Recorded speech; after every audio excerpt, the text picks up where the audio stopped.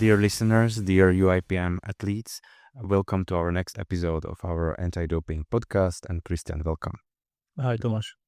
In this episode, we will focus on two topics, food contamination and food first approach. So at the beginning, we will discuss why you have to be careful with food. And in the next part, we will try to persuade you to focus on food. So maybe it's a bit contradictory, but it doesn't matter. We will try to figure it out. So the first topic is about reducing avoidable anti-doping risks. So why is it important to be careful with food for our athletes? You should be thinking about only certain food, and that's meat.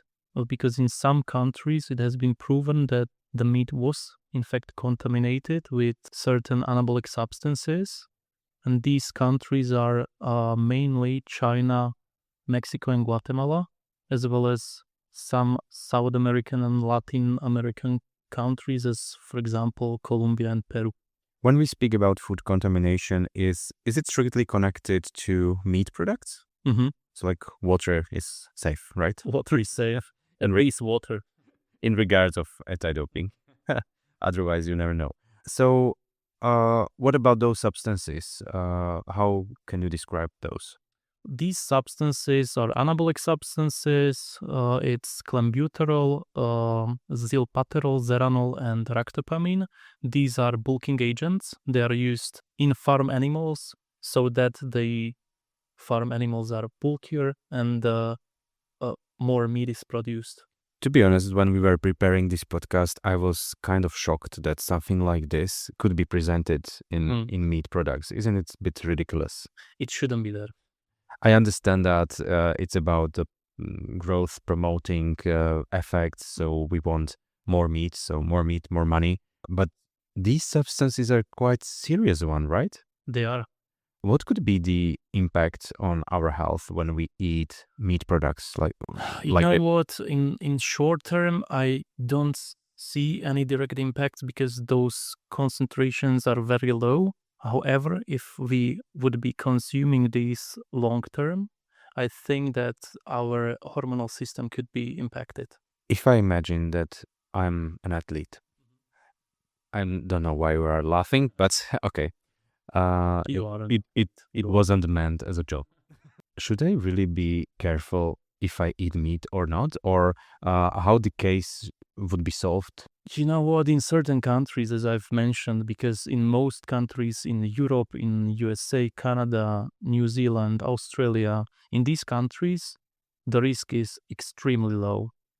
However, if you are traveling to Mexico, China, Guatemala, Colombia, Peru, you should be at least a little bit careful. And there are some certain points that you could do in order to minimize the risk as possible. But imagine I am a Chinese athlete. I'm living there. Well, okay. Yeah. Even more That's lucky. the case. So if you are from China, Mexico, and Guatemala, please contact your national anti-doping organization because I think that they have plenty of experience. You need some guidance. You need some guidance for sure. So when we imagine the situation that I'm an athlete from China or Mexico or Guatemala, and I'm tested positive, and I'm sure it's because of contaminated meat, how does the result management proceed? You could have adverse analytical finding or atypical finding. If you have atypical finding, it is likely that you have consumed contaminated meat. However, if you have adverse analytical finding, well, that's a different situation, and it will be very hard for you to prove contamination. And the difference between adverse analytical finding and atypical finding is in concentration of these substances. So if in your urine less than 5 nanograms per ml has been found of either of these substances, it is considered as atypical finding, and then you have a chance to prove contamination. So it's all about concentration. It is. And if you want to prove that you have consumed contaminated meat, you have to have evidence that you have been traveling to these countries, that you have been eating meat in the last 72 hours prior to doping control, as well as you have to have evidence that you have eaten the meat. So any photographs, any receipts from the restaurants and so on. So yeah, you have to have evidence. So that's the reason why you should have your Instagram and post everything, Yeah. what you have eaten and how much you paid for the dinner, right? Yeah. Then you have proofs. But these are the cases that are extremely rare. I have read that in USA, they have tested in, I don't know the time period, but they have done 60,000 tests on 11,000 athletes, and they have only found 2 cases of meat contamination. So these cases are rare, and what we can talk about is probably prevention. Yes, we have some practical advice for athletes. For example, you should always eat meat only from like reputable and traceable sources.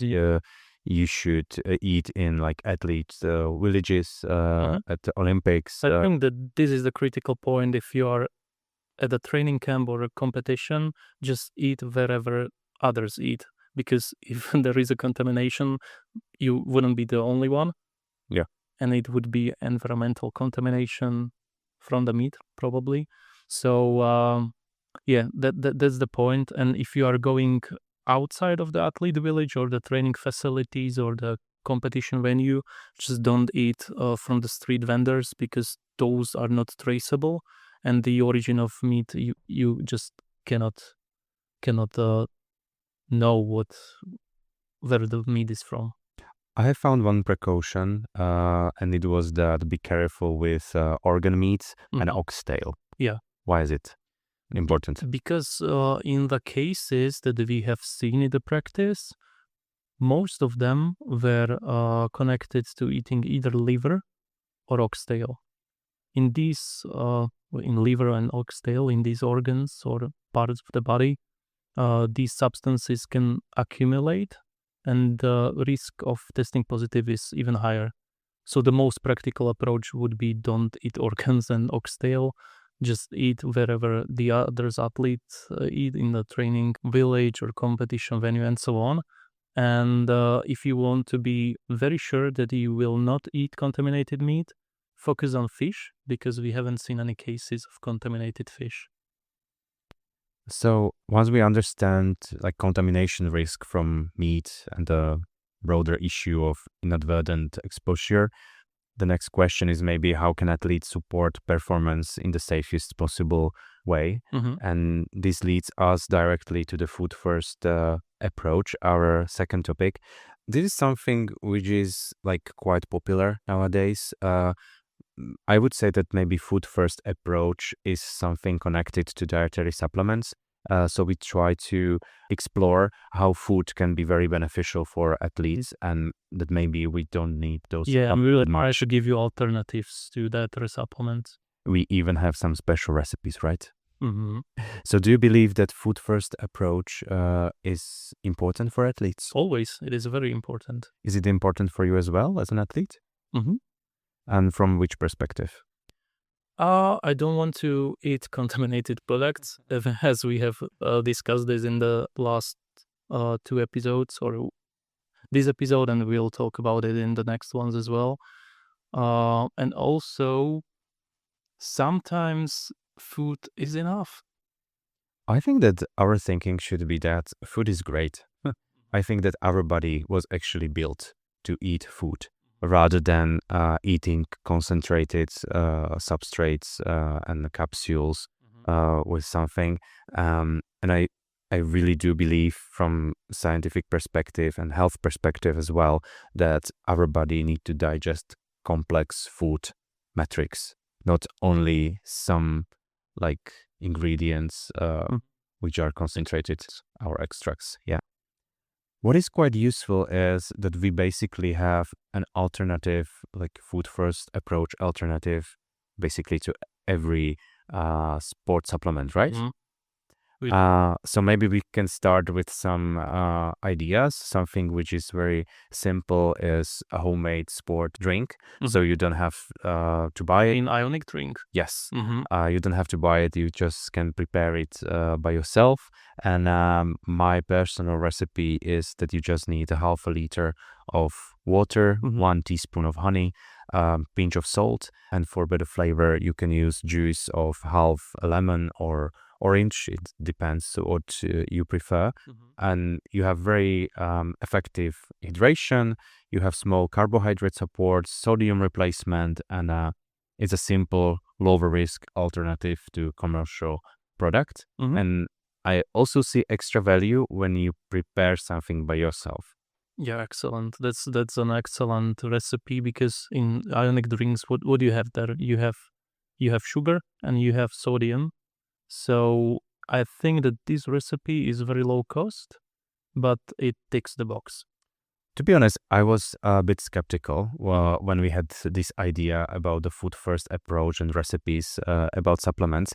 And Yon supplement drink is quite simple one. But what really get me is that we can actually use beetroot juice as a replacement of, let's say, pre-workout pump. So maybe you can explain us why beetroot is that impressive. Well, let's build a pre-workout supplement at home. What you will need is beetroot, because that's the pre-workout pump directly from food sources.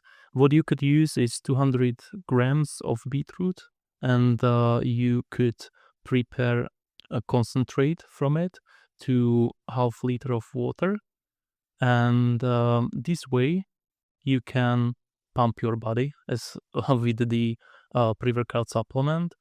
And in pre-workout supplements, you do not only have sort of those pump agents, you also have caffeine. So what you could do is to prepare this concentrate and drink it, for example, 1.5 hours before either training or competition. It can have negative side effect, which is gastrointestinal issues, but if you consume it with a little bit of carbohydrates, you can prevent this. And what is in pre-workout supplements oftentimes carbs. So those 2 hours before the activity, eat some carbs. For example, for most of the athletes, 100 grams of carbs would be enough. Those could be 2 toasts with honey, or it could be your porridge or something else. Drink the beetroot extract as well, and half an hour before the activity, drink your coffee. And in this way, you have an alternative to your pre-workout supplements, which is very risky from the anti-doping perspective. So to sum up, drink beetroot juice 2 to 3 hours before exercise. Then have your porridge, oatmeal, banana, toast with honey, whatever you prefer, or maybe fruit smoothie. And for example, 30 minutes ahead of training, drink a cup of coffee. And you can have effective pre-workout pump. That's it.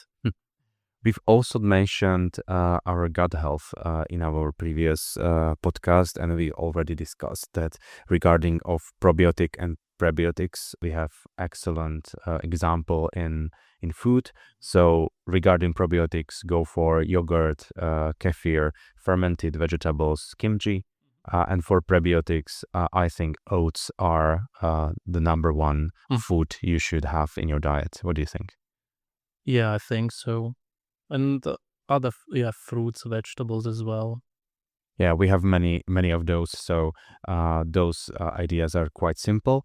Many times we discussed omega-3 acids as one of those supplements you should consider taking. Maybe we almost like recommend them. But we have also food alternatives. So what are those? Well, depending on where you live, if you have access to fresh fish, do that. You can choose those more fatty fishes, so uh, Like yeah, salmon, like mackerel. salmon, mackerel. If you can do that way, go for it. For example, I try to eat at least one fish per week here in Slovakia.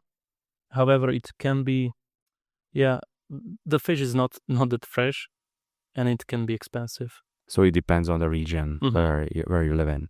Vitamins and antioxidants are quite interesting because from my perspective, actually fruit is better source of those rather than taking supplements. The only exception is probably vitamin D, which is very useful supplement. So I think fruit and vegetables can actually provide everything what we need from this category. How many servings of either vegetables or fruit would you recommend? I would say 3, 3. probably. That's manageable. And it's very good to go local. So our athletes, our listeners are from all around the world. So you just can't say that this type of fruit or vegetable is the best one, because I think that you need to eat those you have in your area. And we do not know about any fruit or vegetable that was contaminated before. So That's right. this is good source of your nutrients from the anti-doping perspective. Yeah, that's probably because anabolic steroids just doesn't work on the vegetable They or don't grow fruit. on trees. Yeah. Proteins are also very popular. I think we have plenty of protein powders all around us, but I believe we can have very effective solution to these as well. You can, of course, get protein from normal foods like eggs, fish, chicken, lean meat. Yogurt is a very good source, and we have probiotic and prebiotic as well in yogurt. Do you have any favorite like protein alternative in your diet? You know what my all-time favorite are? Eggs. I eat them almost every day, and I also eat everyday yogurt in the morning. I try to eat at least one meal with meat a day, sometimes two. So these are my favorites. Sometimes I also use protein powders, but mainly when I'm either traveling or I have a busy schedule. I think that especially in the evening or let's say like night protein, it's very easy to prepare your own protein drink. Just use the milk of your preference. It can be a vegan option as well. You add some bananas or some fruits you prefer, a little bit of honey, and some source of protein. You can use tofu if you prefer a vegan option, or some sort of dairy protein in your country. I would say we have different options in this, and I think one is very healthy. It's not that time consuming. You can prepare it in advance and still eat healthy. Sounds very good. Yeah, some food are like famous for containing some substances which can be helpful as well, and one of those are potassium sources. We spoke about potassium, that we need to be careful with that, and I would say if it's not indicated by your doctor, don't use potassium supplement just by yourself.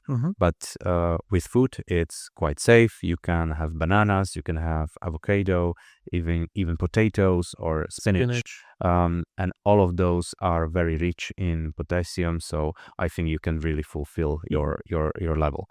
Calcium is also very interesting. It's not supplement for everyone, but I think from food we can actually achieve a lot. Dairy products are very rich in calcium, and for vegan options we can have, for example, almonds. But it's not that easy with vegans, because you would need to eat a huge amount of those products to have a good level of calcium. So I would say that if you eat dairy products, your calcium is probably all right. If you're vegan, you need to be like more careful. It also depends if you are vitamin D deficient or not. So please try to at least do your vitamin D test at home. It is measured in a single drop of blood, and you can then distinguish if you are deficient or not, because even if you were able to use dairy or consume dairy, if you are vitamin D deficient, it is not well absorbed from your gut, and therefore you have to replenish your vitamin D levels first, and then use either dairy products or calcium in a supplement. And for vegans, yeah, I think that your best option is to take calcium supplements. And from the prevention point of view, I would always use it with vitamin D and vitamin K2. So, we can sum up that in anti-doping, safety does not begin only with testing, but it begins with what athletes actually eat, especially where they eat. So that's important, how they fuel their performance and how they manage risk every day. Thank you for listening, and let's say that smart food choices are also part of smart anti-doping practice. Thank you for listening, and thank you, Christian, for your inputs. Thank you. Until the next time. Bye, guys.